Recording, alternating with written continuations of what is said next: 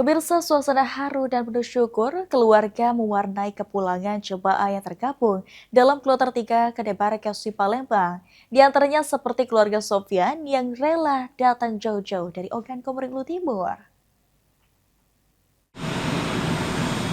Suasana haru menyelimuti keluarga jemaah haji, salah satunya keluarga Sofyan yang rela datang dari Belitang, Ogan Komering Ulu Timur. Keluarga jemaah haji Perna mengaku senang dan sempat menangis karena bisa bertemu orang tuanya kembali. Kalau berangkat kami udah persiapan dari kemarin supaya nggak buru-buru kan, jadi sangat semangat ya, jadi 3 mobil nih, anak-anaknya galau ada di sini. Alhamdulillah nih, ini berkat rahmat Allah lah. Kita semua bisa berkumpul lagi di sini dalam keadaan sehat semuanya tanpa kurang. Jemaah haji asal Oku Timur Sofyan mengaku senang bisa langsung dijemput dan bertemu keluarganya setelah melaksanakan rangkaian ibadah haji. Senang. Ayo senang, ayo, bahagia.